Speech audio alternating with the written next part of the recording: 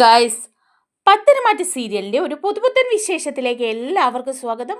വരാനിരിക്കുന്ന ഒരു അടിപൊളി ത്രില്ലിംഗ് എപ്പിസോഡ് വിശേഷത്തിലേക്കാണ് കേട്ടോ നമ്മൾ പോകുന്നത്. എന്താണെന്ന് വെച്ചാൽ നമ്മുടെ അനാമികയുടെ കള്ളത്തരങ്ങളെല്ലാം മുത്തച്ഛന് മനസ്സിലാകാണ് ചെയ്യുന്നത്. അനി തന്നെ ആ കാര്യം എല്ലാം മുത്തച്ഛനോട് പറയാണ്. പാലിൽ വിഷം ചേർത്ത് കൊടുത്തത് അനാമികയും അമ്മയും കൂടിയിട്ടാണെന്നറിയുമ്പോൾ മുത്തശ്ശൻ അങ്ങ് കത്തി ജ്വലിക്കുകയാണ്. മുത്തശ്ശന് നല്ല ദേഷ്യത്തിൽ ഇങ്ങനെ നിൽക്കുന്ന സമയത്താണ് കേട്ടോ ഓണത്തിന് വീട്ടിലൊക്കെ പോയിട്ട് മുത്തശ്ശൻ അസുഖമൊന്നുമില്ല എന്ന് അറിഞ്ഞിട്ട് അനാമിക അമ്മയും അച്ഛനും ഒക്കെ ആയിട്ട് ഇങ്ങോട്ട് വരുന്നത്. ആട്ടി ഇറക്കാണ് മുത്തശ്ശൻ കാരണം നോക്കി പൊട്ടിച്ച്. ആ വിശേഷങ്ങളിലേക്കാണ് നമ്മൾ പോകുന്നത്. നമ്മുടെ വീഡിയോ ഇഷ്ടമായാലൊന്ന് ലൈക്ക് ചെയ്യണേ, ചാനൽ കൂടി ഒന്ന് സബ്സ്ക്രൈബ് ചെയ്ത് സപ്പോർട്ട് ചെയ്യണേ. അങ്ങനെ നയനെ എല്ലാവരുടെയും മുമ്പിൽ വെച്ച് ഓണത്തിന് ആ സന്തോഷം അങ്ങ് പൊട്ടിക്കുകയാണ് കേട്ടോ. മുത്തശ്ശന് ഒരസുഖവും ഇല്ലാന്ന്. മുത്തശ്ശൻ്റെ അസുഖമൊക്കെ മാറി. അതുകൊണ്ട് ആരും അതോർത്തൊന്നും ഇനി വിഷമിക്കേണ്ട.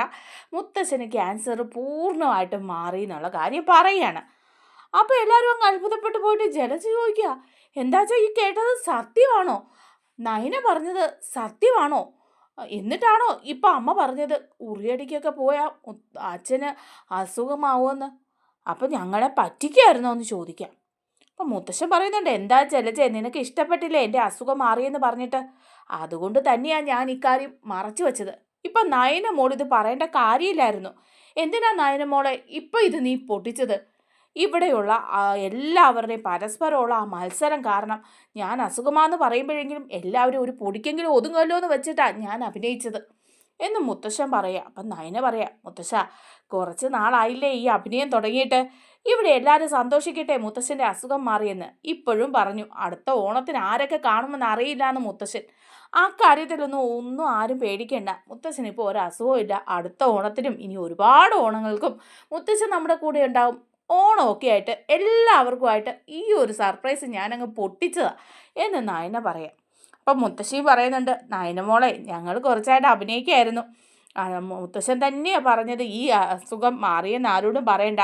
അങ്ങനെ ഒരു കാര്യം ഉണ്ടായാൽ എല്ലാവർക്കും കുറച്ചുകൂടി സ്വാതന്ത്ര്യം കൂടും. ഇവിടെ പ്രശ്നങ്ങളും വഴക്കും അലമ്പും എല്ലാം ഉണ്ടാവും. ഇപ്പം എന്നെ വേദനിപ്പിക്കേണ്ടെന്ന് വച്ചെങ്കിലും കുറേ കാര്യങ്ങളൊക്കെ മറച്ചു വയ്ക്കുകയും ഒന്ന് ഒതുങ്ങി ജീവിക്കുകയും ഒക്കെ ചെയ്യുമല്ലോ എന്നാണ് വിചാരിച്ചതെന്ന് പറയാം. അപ്പം ഉടനെ തന്നെ നയന പറയുന്നുണ്ട്, സാരില്ല, ഇനി എല്ലാവരും ഈ സന്തോഷം മനസ്സിലാകാതെ എത്ര നാളാണ് ഇത് മറച്ചു വെക്കുന്നത്, ഒരു നല്ല കാര്യമല്ലേ ഓണമായിട്ട് അറിയിച്ചതെന്നൊക്കെ പറയാം. അപ്പോൾ ഇത് കേൾക്കുമ്പോൾ എല്ലാവർക്കും സന്തോഷമൊക്കെ ആവുന്നുണ്ട്. അപ്പോൾ ദേവയാനി പറയണ, അപ്പോൾ അച്ഛനും അമ്മയും കൂടി ഇങ്ങനെ അഭിനയിക്കുകയായിരുന്നല്ലേ, അങ്ങ് അഭിനയിച്ച് തകർക്കുമായിരുന്നല്ലേ. അസുഖം മാറിയെന്ന് മനഃപൂർവ്വം മറച്ചു വെച്ചതാണ് അച്ഛനല്ലേ എന്നൊക്കെ ചോദിക്കുമ്പോൾ മുത്തശ്ശൻ പറയുന്നുണ്ട്, ദേവയാനി നിനക്ക് ഇവിടുത്തെ കാര്യങ്ങൾ അറിയില്ലേ, ഇതിലും സംഘർഷഭരിതമായിരുന്നല്ലോ ഇവിടെ. ഇപ്പോഴും അനിയും അനാമികയും ഒക്കെ ഇപ്പോഴും വഴക്കാണ്. അങ്ങനെയുള്ളപ്പം എന്തിനാ ഞാനിത് എൻ്റെ അസുഖത്തിൻ്റെ പേരിലെങ്കിലും നിങ്ങളെല്ലാവരും കുറച്ചൊന്ന് ഒതുങ്ങിയാൽ അത്രയും സന്തോഷമായേനെന്ന് പറയണം.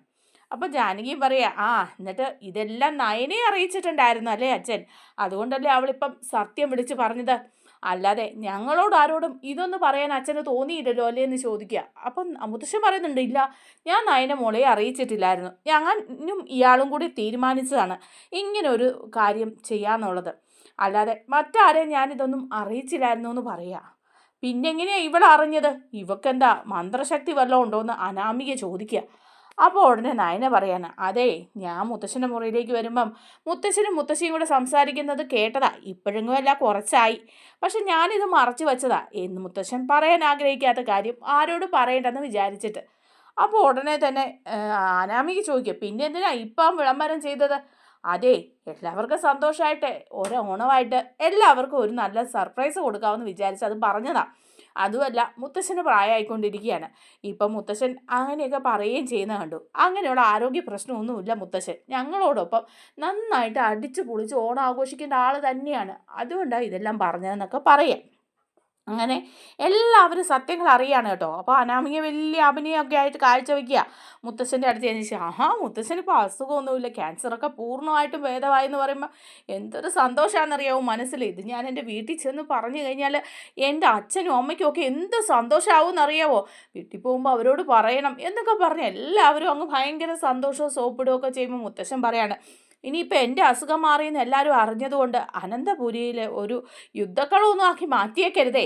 എല്ലാവരും ഒന്ന് സ്നേഹമായിട്ട് ജീവിക്കണം, അത് കണ്ടുകൊണ്ട് മരിക്കണം എന്നുള്ളതാണ് എൻ്റെ ഇയാളുടെയൊക്കെ ആഗ്രഹം എന്നൊക്കെ പറയുക. അപ്പോൾ എല്ലാവരും അത് എഗ്രി ചെയ്യുകയൊക്കെ ചെയ്യണം. അത് കഴിയുമ്പോൾ നമ്മുടെ ഓണമൊക്കെ അല്ലേ, അനാമികയ്ക്ക് വീട്ടിൽ പോകണം, അനാമികയ്ക്ക് അച്ഛൻ്റെ അമ്മയുടെ അടുത്ത് പോകണം, അവർക്ക് ഓണക്കോടി വാങ്ങി കൊടുക്കണം. അങ്ങനെ കുറേ കണ്ടീഷൻസ് ഉണ്ട്. നയനയും നവ്യയും ഒക്കെ വീട്ടിൽ പോയി അവരുടെ അച്ഛനും അമ്മയ്ക്കും ഓണക്കോടിയൊക്കെ വാങ്ങി കൊടുത്തിട്ട് വന്നു. പക്ഷേ അനാമിക മാത്രം പോയിട്ടില്ല, കൂടെ അനി ചെല്ലുകയില്ല. അപ്പോൾ അവിടെ ഒരു സംഘർഷ സാധ്യത ഉണ്ടാവുമല്ലോ. അപ്പോഴത്തേക്കും റൂമിൽ ചെന്നിട്ട് അനിയോട് അനാമിക പറയുന്നുണ്ട്, അനി നമുക്ക് എൻ്റെ വീട്ടിൽ പോകണമെന്ന് പറയാം. അപ്പം അനി ചോദിക്കാം, നീ പോയിക്കോ, ഞാൻ നിന്നെ തടഞ്ഞിട്ടൊന്നുമില്ലല്ലോ എന്ന് പറയാണ്. നീ പോയിക്കോ എന്ന് പറയുകയല്ല ചെയ്യേണ്ടത്, നീയും എൻ്റെ കൂടെ തന്നെ വരണം, വന്ന് നമുക്ക് രണ്ടുപേർക്കും കൂടി പോയി അച്ഛനും അമ്മയ്ക്കും ഓണക്കോടിയൊക്കെ വാങ്ങി കൊടുക്കണ്ടേ എന്ന് ചോദിക്കുക. അപ്പം അനി പറയുന്നുണ്ട്, എന്നെ അതിനൊന്നും കിട്ടുകയില്ല, നിൻ്റെ കയ്യിലിരിപ്പ് കൊണ്ട് അതൊക്കെ അങ്ങനെ സംഭവിക്കുന്നത്. നിൻ്റെ അച്ഛനും അമ്മയെ പെരും കള്ളന്മാരാ, അവർക്ക് ഓണക്കോടി വാങ്ങി കൊടുക്കണമെങ്കിൽ നീ പോയേച്ചാൽ മതി, ഞാൻ വരില്ല എന്ന് പറയാം. അപ്പോൾ ഉടനെ തന്നെ അനാമിക പറയാം, അതെന്താ അങ്ങനെ, നവ്യേച്ചിയും അഭിയും കൂടിയല്ലേ പോയത്, അവർ എന്തുമാത്രം ബഹളവും ശത്രുതയൊക്കെ ഉണ്ടായിരുന്നവരാ, അവർ തമ്മിൽ ഒരുമിച്ച് പോയി ഓണക്കോടി വാങ്ങിക്കൊടുത്തു. നയനേച്ചിയും അതുപോലെ തന്നെ ആദർശും ഒന്നിച്ചല്ലേ പോയത്, അവരും പോയി അവരുടെ അച്ഛനും അമ്മയ്ക്കും ഓണക്കോടി വാങ്ങിക്കൊടുത്തു. നിനക്ക് മാത്രം അതിന് പറ്റില്ല. ഓ, നന്ദു ആയിരുന്നു നിൻ്റെ കൂടെ ഉണ്ടായിരുന്നെങ്കിൽ നീ നന്ദും കൂടെ പോയി ആ കനകയ്ക്കും ഗോവിന്ദനും ഓണക്കോടി വാങ്ങിച്ചു കൊടുത്ത് അവരുടെ കൂടെ സദ്യ ഉണ്ട് നടന്നേനെ.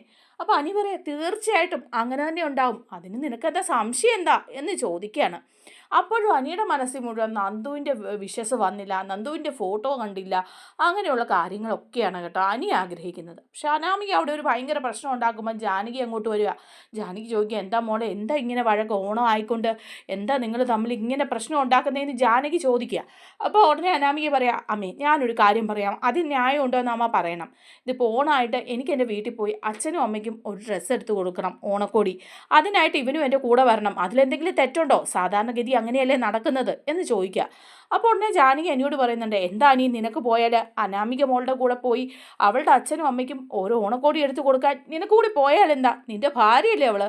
അപ്പം അനി പറയാം, ഭാര്യയായാലും എന്തായാലും ഞാൻ അവളെ ഭാര്യയായിട്ട് അംഗീകരിച്ചിട്ടുമില്ല, പിന്നെ ഇവിടെ അങ്ങ് കയറിക്കൂടി താമസിക്കുന്നതേ ഉള്ളൂ, അതെന്തിൻ്റെ പേരിലാണെന്നൊക്കെ എനിക്ക് നന്നായിട്ട് അറിയാം. ഇവളെ പോലെ ഒരു പെരുങ്കള്ളിയുടെ കൂടെ ജീവിക്കാൻ എനിക്ക് പറ്റില്ലെന്ന് ഞാൻ പല പ്രാവശ്യം പറഞ്ഞതല്ലേ, അതുകൊണ്ട് അവളുടെ അമ്മയ്ക്ക് ഓണക്കോടി എടുത്തു കൊടുക്കണമെങ്കിൽ അവൾ തനിയെ പോയിക്കോട്ടെ, ഞാൻ ആ കൂടെ പോകാനായിട്ട് തീരുമാനിച്ചിട്ടില്ലെന്ന് പറയാം.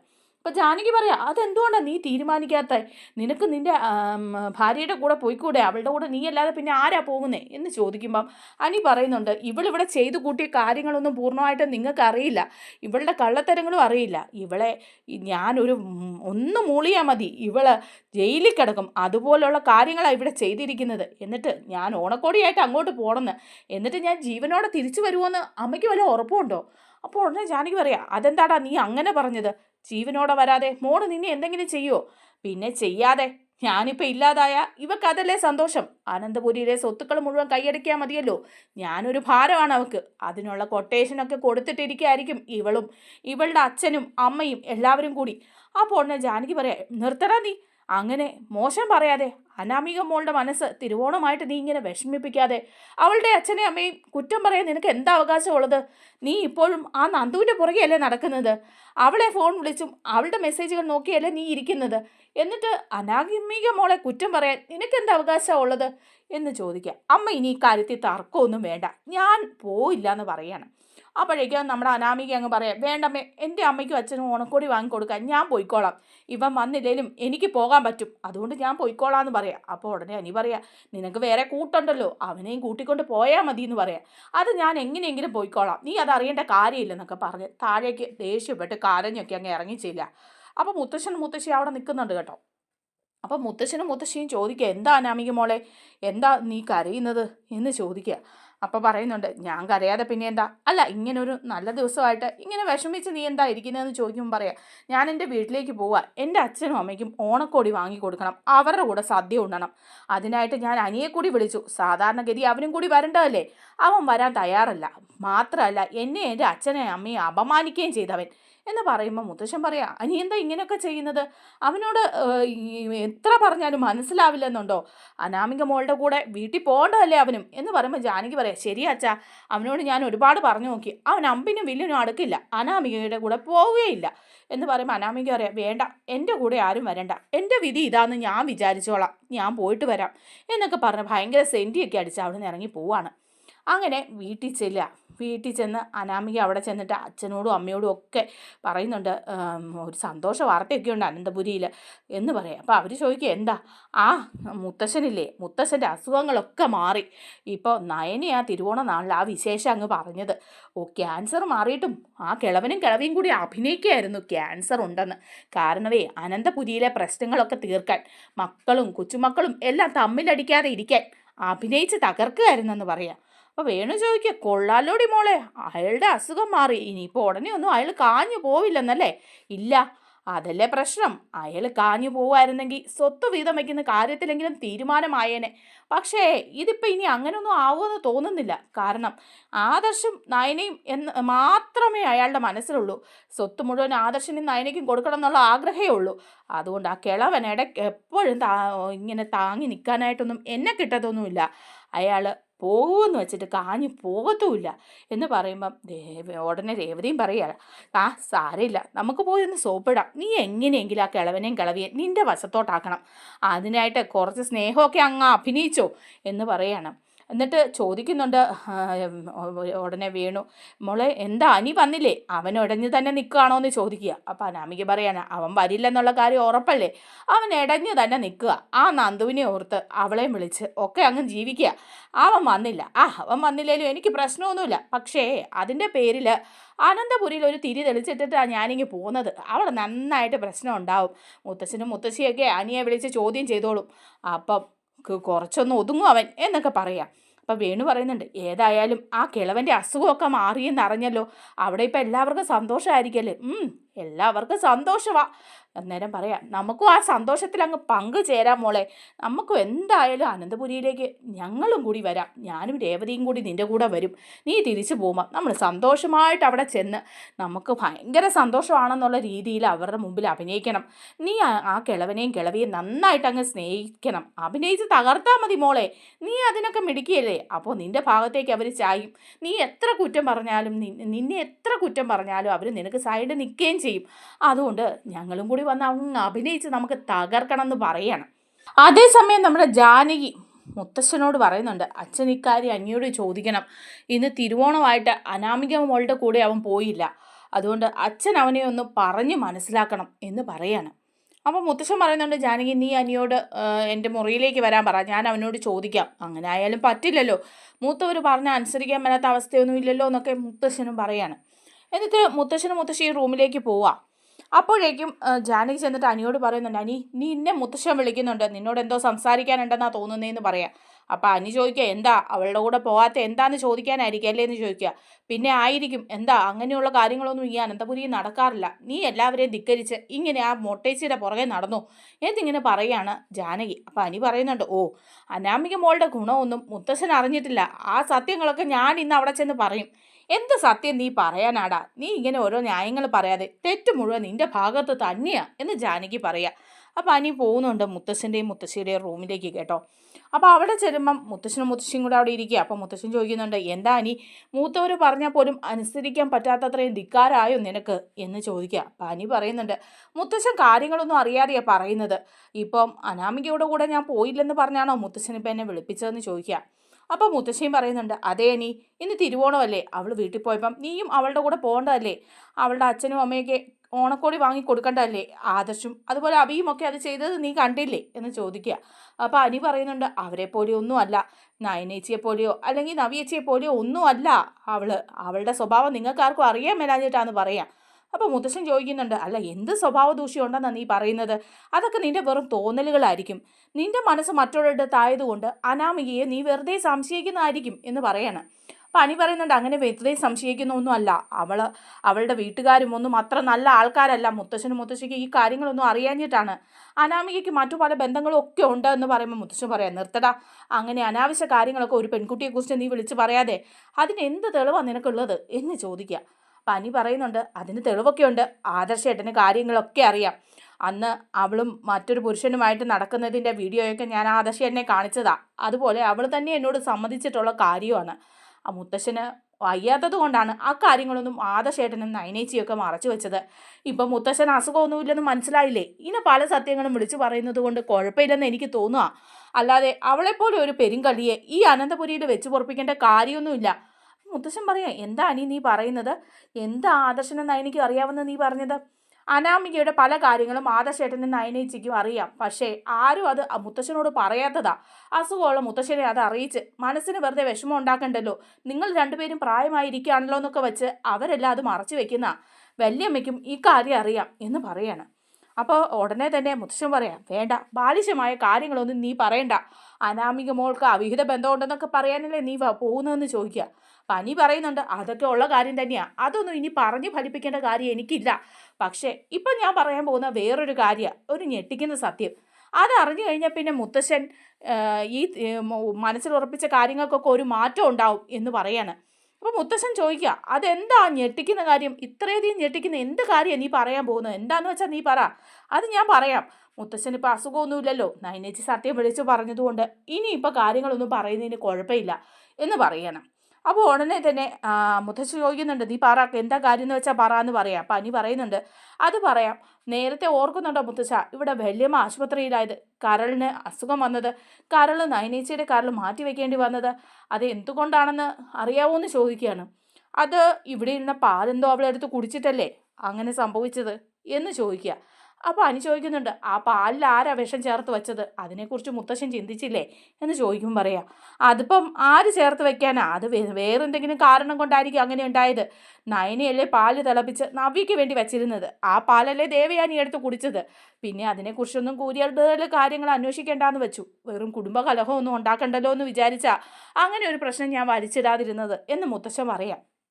അപ്പോൾ അനി പറയുന്നുണ്ട്, നയനേച്ചി തന്നെ നവ്യേച്ചിക്ക് വേണ്ടിയിട്ടാണ് ആ പാല് തിളപ്പിച്ച് വെച്ചത്. പക്ഷെ ആ പാലിൽ വിഷം ചേർത്ത് വെച്ചത് അനാമികയും അവളുടെ അമ്മയും കൂടിയാണ്. ഈ സത്യം കൂടി മുത്തശ്ശൻ അറിയണം എന്ന് പറയാം. അപ്പോൾ മുത്തശ്ശൻ പറയുന്നുണ്ട്, അതെങ്ങനെ ശരിയാവും? അങ്ങനെ ഒരു കാര്യം നടന്നിട്ടൊന്നുമില്ല, അങ്ങനെ ഒരു കാര്യം നടക്കുകയില്ല. നീ വെറുതെ അനാമിക മോളോടുള്ള ദേഷ്യത്തിനല്ലേ പറയുന്നത്. നിനക്ക് അവളോട് ദേഷ്യം ഉണ്ടെങ്കിൽ ഇങ്ങനെ നട്ടാ കുരുക്കാത്ത കള്ളത്തരങ്ങളൊന്നും പറയരുതെന്ന് പറയാം. അപ്പം അനി പറയുന്നുണ്ട്, ഇപ്പം ഞാൻ പറഞ്ഞപ്പോൾ ഇത് കള്ളത്തരം. ആദർശേട്ടനോടോ നയനേച്ചിയോടോ അതുപോലെ വല്യമ്മയോടോ ചോദിച്ചു നോക്ക്, അവർക്കെല്ലാം ഈ സത്യം അറിയാം. വല്യമ്മയും ഈ അടുത്തിടെയാണ് ഈ സത്യം അറിഞ്ഞത്. പക്ഷേ മുത്തശ്ശനോട് പറഞ്ഞില്ല എന്നേ ഉള്ളൂ. വല്യമ്മയ്ക്ക് നേരത്തെ ഒരുപാട് ഇഷ്ടമായിരുന്നല്ലോ അനാമികയെ. ഇപ്പോൾ പക്ഷേ വല്യമ്മ അവളോട് സംസാരിക്കുകയോ അവൾ കൊടുത്ത ഓണക്കോടി വാങ്ങുക പോലും ചെയ്തില്ല. എന്തുകൊണ്ടാ? പാലിൽ വിഷം ചേർത്ത് വെച്ച് വല്യമ്മ മരണത്തിലൂടെ മല്ലിയടിച്ചത് അവൾ കാരണമാണെന്ന് മനസ്സിലാക്കിയിട്ടാ. അവൾ മാത്രമല്ല, അവളുടെ അച്ഛനും അമ്മയും എല്ലാം ഇതിൽ പങ്കുണ്ട്. അവരാണ് ഇതിന് അവളെ സഹായിച്ചത് എന്ന് പറയാനി. അപ്പം മുത്തശ്ശൻ ഞെട്ടിപ്പോവാ. ഇതൊക്കെ സത്യമാണോ അനി എന്ന് ചോദിക്കുക. ഇതിലൊക്കെ എന്തെങ്കിലും തെളിവുണ്ടോ എന്ന് ചോദിക്കുമ്പോൾ തെളിവൊക്കെ ഉണ്ട്. അവൾ തന്നെ നയനേച്ചിയോട് സമ്മതിച്ചതാണ്. പോരാത്തതിന് ഇത് അപ്പച്ചിക്കൊക്കെ അറിയാം, എന്നിട്ടും അവർ മിണ്ടാതിരുന്നാന്ന് പറയാം. അപ്പം മുത്തശ്ശൻ ജലജയെ വിളിക്കുക, ജലജയ ഇവിടെ വന്നേന്ന് പറയാം. അപ്പം ജലജയും മറ്റുള്ളവരും എല്ലാം വരുക. അപ്പം എല്ലാവരോടുമായിട്ട് മുത്തശ്ശൻ ചോദിക്കുന്നുണ്ട്, അനി ഇപ്പം എന്നോടൊരു കാര്യം പറഞ്ഞു, അനാമികയാണ് പാലിൽ വിഷം ചേർത്ത് വെച്ചത് എന്നുള്ള കാര്യം. അത് സത്യമാണോ ജലജയെ? നിനക്കറിയാവോ? നിനക്ക് അതിനെക്കുറിച്ച് എന്തെങ്കിലും അറിയാമെന്ന് ചോദിക്കുമ്പം ജലജ പറയാ, ഇല്ല, എനിക്കതൊന്നും അറിയില്ല, ഞാനത് കണ്ടുമില്ല എന്ന് പറയുകയാണ് കേട്ടോ. അപ്പോഴേക്കും പറയാം, നീ സത്യം പറഞ്ഞു എന്ന് പറയുമ്പോൾ ആകെ മൊത്തം ജലജ നിന്ന് പരുങ്ങാണ്. അല്ല, അന്ന് അനാമികയും അവളുടെ അമ്മ രേവതി ഇവിടെ ഉണ്ടായിരുന്നു, അല്ലാതെ ഞങ്ങളാരുമല്ല വിഷം ചേർത്ത് വെച്ചതെന്ന് പറയാം. അപ്പം മുത്തശ്ശൻ പറയുന്നുണ്ട്, എന്താ നിനക്ക് ഉറപ്പിച്ച് പറയാൻ പറ്റുന്നത്? നീയല്ലേ അങ്ങനെയുള്ള കാര്യങ്ങൾ ഈ വീട്ടിൽ ചെയ്യാറുള്ളത്? അപ്പം ജലജ പറയുന്നുണ്ട്, അത് ഞാനൊക്കെ ചെയ്തിട്ടുണ്ട്, പക്ഷേ ഇത് ഞാനല്ല ചെയ്തത്. അക്കാര്യത്തിൽ ഞാൻ ഉറപ്പ് പറയാം. അനാമികയും അവളുടെ അമ്മയും കൂടിയാണ് ഇത് ചെയ്തതെന്നുള്ളതാണ് എൻ്റെ ഒരു ഇത് എന്ന് ജലജ പറയാം. അപ്പോൾ ജാനകി പറയാം, ജലജ നീ എന്താ പറയുന്നത്? നീയും നിൻ്റെ മകനുമല്ലേ ഇങ്ങനെയുള്ള കാര്യങ്ങൾ ചെയ്യുന്നത്? വെറുതെ അനാമിക മോളെ അവരുടെ വീട്ടുകാരെ ഇതിലേക്ക് വലിച്ചെടുക്കാതെ, അല്ലെങ്കിൽ ഇതേ ഈ നയനയായിരിക്കും ഇത് ചെയ്തതെന്ന് പറയാം. അപ്പം നയന പറയാം, ഞാനല്ല, നിങ്ങളുടെ മരുമോള് അനാമിക തന്നെയാണ് ഇത് ചെയ്തത്. അവൾ തന്നെ എന്നോട് ഇത് സമ്മതിക്കുകയും ചെയ്ത കാര്യമാണ്. അതുകൊണ്ട് കൂടുതലൊന്നും പറഞ്ഞോണ്ട് വരണ്ട. മുത്തശ്ശന് വയ്യല്ലോ എന്നോർത്താണ് അന്ന് ഈ പ്രശ്നമൊന്നും ഇവിടെ എടുത്തിടാതിരുന്നത് എന്ന് പറയാണ്. അപ്പോൾ ആദർശും ദേവയാനിയും പറയാം. ദേവയാനി അപ്പോഴേക്കും പറയാണ്, എൻ്റെ ജീവൻ വരെ പോകേണ്ടതായിരുന്നു അന്ന് ആ പാൽ ഞാൻ എടുത്തു കുടിച്ചിട്ട്. നയനെ ഞാൻ ഒരുപാട് സംശയിച്ചു, പക്ഷേ അത് ചെയ്തത് അനാമികയാണ് എന്ന് എനിക്കറിയാം. അവൾ ആണെന്ന് മനസ്സിലാക്കിയത് കൊണ്ട് തന്നെയാണ് ഞാനിപ്പോൾ അവളെ ഒഴിവാക്കിയത്. അല്ലാതെ അവളോട് വേറെ പ്രത്യേകിച്ച് ഒരു ദേഷ്യവും എനിക്കില്ല. അവൾ ഭയങ്കരിയാണ്, രാക്ഷസിയാണ് എന്നൊക്കെ പറയുകയാണ് നമ്മുടെ ദേവയാനി. അപ്പോൾ ഇത് കേട്ടപ്പോൾ മുത്തശ്ശൻ അങ്ങ് വിറച്ച് നിൽക്കുക. മുത്തശ്ശൻ പറയാണ്, അനാമിക ഇവിടെ വരട്ടെ, ഞാൻ ചോദിച്ചിട്ടേ ഉള്ളൂ. ഇത്രയും വലിയ കുറ്റകൃത്യങ്ങൾ ചെയ്യുന്ന അവൾ ഇനി ഈ അനന്തപുരിയിൽ വേണ്ട. അങ്ങനെ ഒരുത്തി എന്ത് വിചാരിച്ചാൽ നമ്മളിവിടെ അവളുടെ കൂടെ ജീവിക്കുന്നത്? മറ്റാർക്കെങ്കിലുമൊക്കെ ഇങ്ങനെ ഒരു അപകടം ഉണ്ടാവില്ലെന്ന് പറയാൻ പറ്റുമോ എന്നൊക്കെ പറയുകയാണ്. അപ്പോഴാണ് കേട്ടോ വലിയ സന്തോഷമായിട്ട് നമ്മുടെ അനാമിക അച്ഛനും അമ്മയും കൂടെ വരുന്നത്. മുത്തശ്ശൻ്റെ അസുഖമൊക്കെ മാറിയതിനെ അനുമോദിക്കാനും അതുപോലെ സന്തോഷം പങ്കിടാനും ഒക്കെ ആയിട്ട് വരികയാണ്. ഓണക്കോടിയൊക്കെ ആയിട്ട് വന്ന് ഇറങ്ങുക വേണുവും രേവതി അനാമികയും കൂടെ. അപ്പം മുത്തശ്ശൻ അതൊക്കെ ഇങ്ങനെ കളിച്ച് നിൽക്കുകയാണ്. അപ്പോഴാണ് വരുന്നത്, ആഹാ മൂർത്തി സാറിൻ്റെ അസുഖമൊക്കെ മാറിയെന്ന് മോള് പറഞ്ഞു. ഭയങ്കര സന്തോഷമായി. ഇനിയിപ്പോൾ എന്ത് വേണം? ഇതിപ്പറ സന്തോഷം ഈ ഓണത്തിനൊന്നും വേണ്ട എന്ന് പറയാണ് വേണു. അപ്പോൾ മുത്തശ്ശനൊന്നും മിണ്ടാതെ കളിച്ചിങ്ങനെ നിൽക്കുക. അപ്പോൾ ഭയങ്കര സന്തോഷത്തിൽ രേവതി പറയുന്നുണ്ട്, നിങ്ങൾക്ക് എല്ലാവർക്കും ഓണക്കോടിയൊക്കെ ആയിട്ടാണ് ഞങ്ങൾ വന്നത്. ഈ ഓണം നമുക്ക് ഭയങ്കര സ്പെഷ്യലല്ലേ, എല്ലാവർക്കും ഉള്ള ഓണക്കോടി തരാൻ പോവാണെന്നൊക്കെ പറയുമ്പം മുത്തശ്ശൻ ചോദിക്കുകയാണ്, അനാമികയെ നീ അവിടെ നിൽക്കുന്ന, നിന്നോട് എനിക്കൊരു കാര്യം ചോദിക്കാനുണ്ടെന്ന് പറയാം. അപ്പം അനാമിക ചോദിക്കുക, എന്താ മുത്തശ്ശ? അനി പറഞ്ഞതല്ല, അന്ന് ഇവിടെ പാലിൽ വിഷം ചേർത്ത് വെച്ചത് ആരാണെന്ന് ചോദിക്കുക. ദേവയാനി ആശുപത്രിയിലാകാൻ കാരണം ആരാണ്? നീയും രേവതിയുമാണെന്നാണല്ലോ ഇവിടെ എല്ലാവരും പറയുന്നതെന്ന് ചോദിക്കുക. അപ്പം ഞെട്ടിപ്പോവും അവരെല്ലാവരും. അപ്പോൾ പറയുന്നുണ്ട്, അയ്യോ മുത്തശ്ശ, ഇവരെല്ലാം നുണ പറയുന്നതാ. ഞാനും അമ്മയും ഒന്നും അല്ലാതെ ചെയ്തത്. അതാ നയനയായിരിക്കും ചെയ്തത്, അവളുടെ ചേച്ചിയുടെ കുഞ്ഞിനെ കൊല്ലാൻ. അപ്പോൾ ഉടനെ തന്നെ നയന പറയുന്നുണ്ട്, അനാമികയെ നീ എൻ്റെ മുന്നിൽ സമ്മതിച്ചല്ലേ നീ തന്നെയേ ചെയ്തതെന്ന്. അപ്പോൾ ഉടനെ ആദർശും ദേവയാനിയും എല്ലാം അനാമികയുടെ നേരെ ചെല്ലുക. പിന്നെ അനാമികയ്ക്ക് രക്ഷയില്ല. അനാമിക പറയാം, അത് മുത്തശ്ശ എനിക്കൊരു തെറ്റ് പറ്റിപ്പോയി. അത് വല്യമ്മയെ കൊല്ലണമെന്ന് വിചാരിച്ചല്ല ചെയ്തത്. നവ്യ ആ സമയത്ത് എന്നോടും അമ്മയോടും വളരെ മോശമായിട്ട് പെരുമാറിയപ്പം അവളുടെ കുഞ്ഞിനെ ഇല്ലാതാക്കണമെന്ന് വിചാരിച്ച് ഞങ്ങൾ ചെയ്തതാ. ഒരബദ്ധം പറ്റിപ്പോയതാന്ന് പറയുക. മുത്തശ്ശൻ ഒറ്റ ഒരെണ്ണം കൊടുത്തിട്ട് പറയാം, ഇനി നീയൊന്നും ഈ അനന്തപുരിയിൽ വേണ്ട, ഇങ്ങനെയുള്ളവർ ഈ വീട്ടിൽ വേണ്ട, ഇറങ്ങിക്കോ മൂന്നും. എൻ്റെ കൺമുന്നിൽ പോലും മൂന്നിനെയും കാണരുത്. നിന്നെയൊന്നും വെറുതെ വിടുമെന്ന് നീ വിചാരിക്കേണ്ട. നീയൊക്കെ അഴിയെണ്ണും. കാരണം ഒരു കൊലപാതക ശ്രമമാണ് നീ നടത്തിയത്. വയറ്റിലുള്ള ഒരു പിഞ്ചു കുഞ്ഞിനെ കൊല്ലാൻ വേണ്ടി നീയൊക്കെ അത് ചെയ്തപ്പം ഇനി എന്തെല്ലാം നീ ചെയ്യും? അനിയുടെ ജീവിതം വെച്ച് പന്താടാൻ പറ്റില്ല. ഈ വീട്ടിൽ നിന്ന് മൂന്നും ഇറങ്ങിക്കോണമെന്ന് പറയുക. മൂന്നും കെട്ടി പോവാണ് കേട്ടോ. അങ്ങനെ പിന്നെ മുത്തശ്ശൻ ബാക്കി കാര്യങ്ങളൊക്കെ ചെയ്യുന്നുണ്ട്. കേസ് കൊടുക്കുകയും നന്ദു അന്വേഷിക്കുകയും അങ്ങനെയുള്ള കാര്യങ്ങളൊക്കെ ചെയ്ത് ശരിക്കും അനാമികയ്ക്കും വേണുവിനും രേവതിക്കും ഇനി പണി കിട്ടുന്ന എപ്പിസോഡുകളാണ്. നമ്മുടെ വീഡിയോ ഇഷ്ടമായാലും ഒന്ന് ലൈക്ക് ചെയ്യണേ, ചാനൽ കൂടി ഒന്ന് സബ്സ്ക്രൈബ് ചെയ്ത് സപ്പോർട്ട് ചെയ്യണേ. താങ്ക്